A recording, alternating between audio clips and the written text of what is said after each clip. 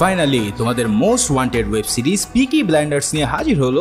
এমনই এক সিরিজ যার জন্য তোমরা অনেকেই রিকোয়েস্ট করেছিলে। অবশেষে আজ এক্সপ্লেন করতে যাচ্ছি আমাদের সিগমা ম্যান থমাস শেলবির পিকি ব্লাইন্ডার্স।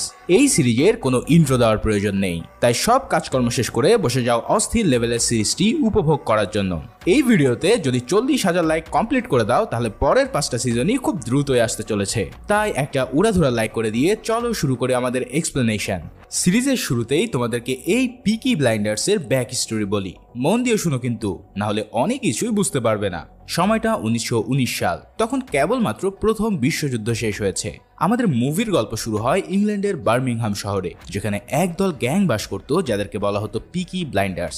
এই গ্যাং চালাতো শেলবি ব্রাদারগণ, যাদের প্রধান হলো আমাদের মুভির নায়ক টমি বা থমাস শেলবি, যাকে নেট দুনিয়ায় সবাই সিগমা মেল বলেই বেশি জানে। টমির এই পরিবারে রয়েছে আরো 3 ভাই, যারা হলো টমির বড় ভাই আর্থার শেলবি, ছোট ভাই জন এবং ফিন শেলবি। তাদের একটা বোনও রয়েছে যার নাম অ্যাডা শেলবি। এরা সবাই পিকি ব্লাইন্ডার্স এর সদস্য। তবে এই গ্রুপে আরো একজন ইম্পর্টেন্ট ক্যারেক্টার রয়েছে, যে শেলবি ব্রাদার্স এর আন্টি পলি গ্রে। মূলত এই পিকি ব্লাইন্ডার্সরা আইরিশ ও রোমানিয়ার বংশোদ্ভূত। তবে যুদ্ধে জয়লাভ করার পর পিকি ব্লাইন্ডার্সরা হয়ে ওঠে বার্মিংহামের থ্রাশ। তাদের প্রধান কাজ হলো জুয়া, ব্ল্যাক মার্কেট কিংবা টাকার বিনিময়ে কাউকে প্রোটেকশন দেওয়া। এই গ্যাংস্টারদের একটা স্টাইল ছিল যেটা একদমই ইউনিক। তারা যে হ্যাট পরতো সেটাকে পিকি বলা হতো, আর সেই হ্যাটের মধ্যে রাখা থাকতো মারাত্মক ধারালো ব্লেড। মূলত সেখান থেকেই তাদের নাম পিকি ব্লাইন্ডার্স রাখা হয়েছে।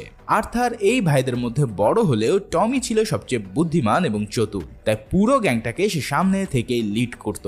তবে সেই সময়টায় পিকি ব্লাইন্ডার্স ছাড়াও আরো কিছু ছোট ছোট গ্যাং ছিল, যেমন লি গ্যাং, কমিউনিস্ট গ্যাং ও আইআরএ ফিনিয়ান্স।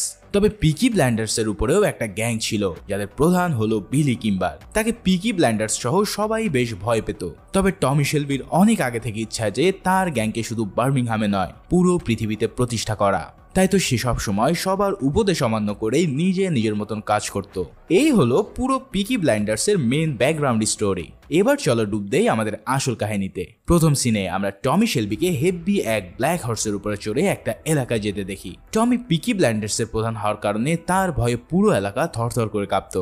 সে এখানে এসেছে একটা মেয়ের কাছে, যে কিনা আবার জাদু টোনা জানে। মেয়েটিকে ডেকে এনে শেলবি তার ঘোড়ার উপরে একটা ম্যাজিক্যাল পাউডার ছিটিয়ে দেয়, আর সবাইকে বলে যে কাল আমার ঘোড়ার রেস দেবে। তোমরা সবাই যদি আমার ঘোড়ার উপরে বেট লাগাও তাহলে 100% টাকা ব্যাক পাবে। আসলে পুরো এই চাইনিজ মানুষগুলো ওই মেয়ের ম্যাজিক সম্পর্কে বিশ্বাস করত বিধায় তারাও মনে করতে থাকে যে হয়তো ম্যাজিকের কারণে এই রেসে টমির ঘোড়া মেঘান বয় জিতে যাবে। ফলে পুরো চাইনিজ কমিউনিটি তার উপরে বেটিং লাগাতে শুরু করে। তবে টমির আসল প্ল্যান হলো ওই ম্যাচে হেরে যাওয়ার, যাতে করে পুরো বেটিং এর টাকা তার পকেটে যায়। মোট কথা হলো সে এই রেসিং ফিক্সিং করতে চলেছে। তবে এই ব্যাপারটা নিয়ে তার বড় ভাই তাকে বেশ বকাঝকা করে, কারণ সে বলে চাইনিজদের সাথে বাটপারি করে ধরা খেলে তাদের প্রাণ যেতে পারে। তাছাড়াও গ্যাংস্টার বিলি কিম্বারের পারমিশন ছাড়া এই ফিক্সিং করলেও সেও আমাদেরকে ছাড়বে না। কিন্তু টমি জানায় তোমার চিন্তার কোনো কারণ নেই, আমি পুরো বিষয়টা সামলে নেব।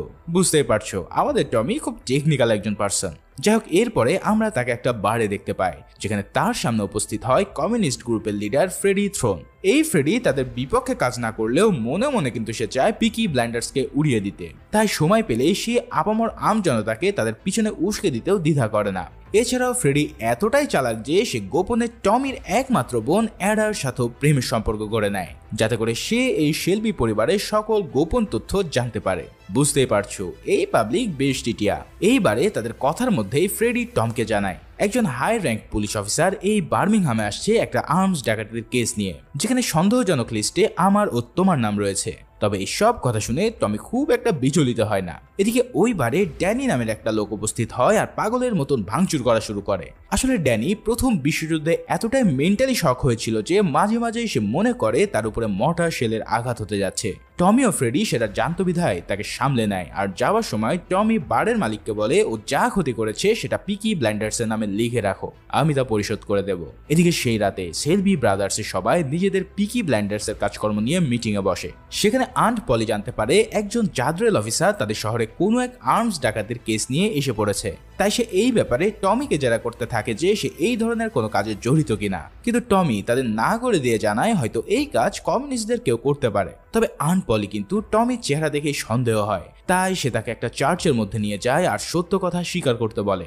গডের সামনে মিথ্যা বলবে না বিধায় টমি জানায়, হ্যাঁ, এই কাহিনীর সাথে আমি জড়িত।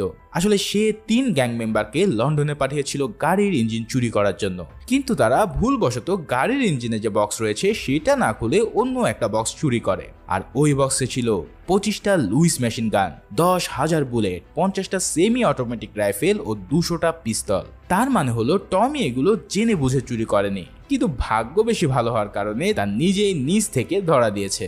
এই সব শুনে আন্ট পলি দ্রুত এগুলোকে বাইরে ফেলে দিয়ে আসতে বলে, কারণ এত বড় আর্মস ডাকাতিতে যদি পিকি ব্লাইন্ডার্সের নাম আসে তাহলে তারা সবাই ধ্বংস হয়ে যাবে। কিন্তু টমি জানায়, এত সহজে আমি এগুলো ছাড়ছি না। যদি কাউকে তার হারানো আর্মস নিতে হয় তাহলে তাকে টাকার বিনিময়ে নিতে হবে। মানে বুঝতেই পারছো, টমি শেলবি এমন সুবর্ণ সুযোগ কিছুতেই হাতছাড়া করতে চায় না। এদিকে বার্মিংহাম শহরে এসে উপস্থিত হয় সেই জাদরেল পুলিশ অফিসার চেস্টার ক্যাম্বেল। শহরে এসে বুঝতে পারে এই শহরে আইন নামের কোনো কিছুরই অস্তিত্ব নেই। সেই সাথে সে বুঝে যায় যে এখানে যে অফিসাররা রয়েছে তারা সবাই গ্যাংদের টাকা খেয়ে নিজেদের পেট পুজো করেছে।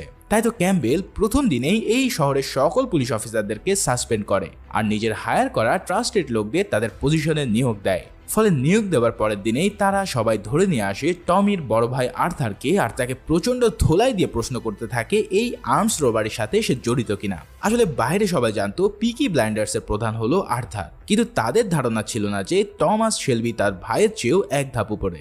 যাই হোক, তাকে প্রচুর টর্চার করা হলেও আর্থার বলে সে গড প্রমিস করে বলছে যে সে এইসব বিষয়ে কিছুই জানে না। তখন ক্যাম্বেল জানায়, ঠিক আছে, তোমার কথা বিশ্বাস করলাম, যদি এই কাজ তুমি নাই করো তাহলে চলো আমাকে এই বিষয়ে হেল্প করো, এতে দুজনেরই বরঞ্চ লাভ হবে। এই বলে সে আর্থারকে সেদিনের মতন ছেড়ে দেয়। এদিকে বার্মিংহাম শহরে এক সুন্দরী মেয়ের আবির্ভাব হয় যাকে কেউই আগে এখানে দেখেনি। মেয়েটির নাম গ্রেস। সে এখানে একটা বারে যায় আর সেখানে বার গার্ল হিসেবে কাজ করার অনুরোধ করে, কিন্তু বারের মালিক তার রূপ দেখে বলে তুমি অনেক সুন্দর, এই কাজ তোমাকে মানাবে না। কিন্তু তারপরও মেয়েটি কোনোভাবে তাকে মানিয়ে নিয়ে ওই বারে কাজ করা শুরু করে। একদিন টমি বারে এসে যেই না গ্রেসকে দেখতে পায় সেও প্রচন্ড অবাক হয়ে যায়, কারণ এই শহরে কোনো মেয়েদেরকে বারে রাখার নিয়ম নেই। তাই সে বিষয় নিয়ে তাকে প্রশ্ন করে, আচ্ছা তুমি কি প্রস্টিটিউট? যদি প্রস্টিটিউট না হও তাহলে আমি বলবো তুমি ভুল জায়গায় কাজ নিয়েছো। এই কথা শুনে গ্রেস একদম অবাক হয়ে যায়। এরপর টমি বাসায় ফিরলে তার ভাই বলে, পুলিশ আমাদের সাহায্য চেয়েছে এই আর্মস ডাকাতির ব্যাপারে, তাই আমাদের হয়তো তাকে সাহায্য করা উচিত। কিন্তু টমি সেখানে নিশ্চুপ থাকে, কারণ সেই তো আসলে এই আকাম করেছে। যাই হোক, এরপরে আমরা সেই শক্ট মানুষ ড্যানিকে আবারও দেখতে পাই খুব ভয় নিয়ে একটা দোকানের সামনে যেতে। আসলে এখানেও তার আবারও সেই আগের প্রবলেম হচ্ছে। তখন এক দোকানদার হাতে চাকু নিয়ে যেই না তার সামনে আসে ঠিক তখনই সে শক্ট অবস্থায় তাকে খুন করে ফেলে। দূর থেকে এই খুন দুজন দেখে ফেলে আর ড্যানি সেখান থেকে পালিয়ে যায়। তবে সে পালিয়েও শেষমেশ নিজেকে রক্ষা করতে পারে না, কারণ টমি এবার তাকে আর ছেড়ে দেয় না। টমি বলে সেদিন ওই ঘটনার সময় যে দুজন লোক ওখানে ছিল তারা ছিল সেই দোকানদারের ভাই। এরা ইটালিয়ান আর এরা তোমাকে কোনো না কোনো ভাবে মেরেই ফেলবে, তোমাকে তারা নির্মম ভাবে হত্যা করে মাটিতে পুঁতে ফেলবে। তাই তার চেয়ে ভালো আমি তোমাকে স্বস্তিতে উপরে পাঠিয়ে দেই। ড্যানিও বুঝতে পারে তার কিছুই করার নেই এখানে, তাই সে তার শেষ ইচ্ছা অনুসারে টমিকে জানায় সে যেন তার ছেলে ও বউকে আগলে রাখে। এরপর টমি না চাইতেও সেই দুটো মানুষের সামনেই ড্যানিকে গুলি করে হত্যা করে, যার রক্ত তার পুরো গায়ে লেগে যায়।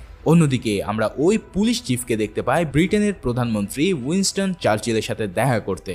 সেখানে প্রাইম মিনিস্টার জানায় এই কেস খুবই গুরুত্বপূর্ণ এবং তার পূর্ণ ভরসা আছে ক্যাম্বেল সেই সব অস্ত্রগুলো উদ্ধার করতে পারবে। প্রধানমন্ত্রীর কাছ থেকে মোটিভেশন পেয়ে ক্যাম্বেল আরো সাহস পায় আর এবার চলে যায় একটা জাদুঘরে। সেখানে গেলে ঘটে এক বিস্ময়কর কাহিনী, কারণ ওখানে আমরা তার সাথে সেই সুন্দরী মেয়ে গ্রেসকে দেখতে পাই। তার মানে বুঝতেই পারছো গ্রেস হলো একজন স্পাই যাকে ক্যাম্বেল পাঠিয়েছে পিকি ব্লাইন্ডার্স এর ব্যাপারে খোঁজ খবর নেওয়ার জন্য। এখানে গ্রেস তাকে জানিয়ে দেয় যে আর্থার নয় বরং পিকি ব্লাইন্ডার্স এর প্রধান হলো তার ছোট ভাই থমাস শেলবি।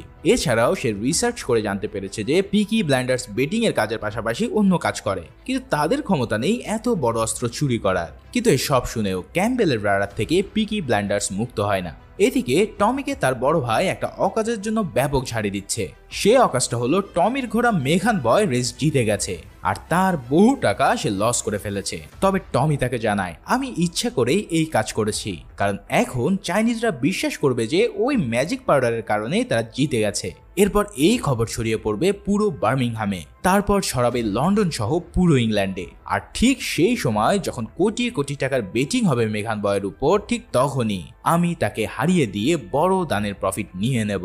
মানে চিন্তা করো, টমি কোনো ছাপড়ি বুকার নয়, সে মারাত্মক লেভেলের একজন বিজনেসম্যান। তবে এর পরপরই আমরা আরো একটা শকিং জিনিস দেখতে পাই, আর তা হলো ড্যানি এখনো বেঁচে আছে। আসলে টমি ওই লোকদের হাত থেকে তাকে বাঁচানোর জন্য তাকে মারহার নাটক করেছিল, আর সে এখন তাকে গোপনে লন্ডনে পাঠাচ্ছে তার নিজের গ্যাং পিকি ব্লাইন্ডার্সের একজন মেম্বার হিসেবে।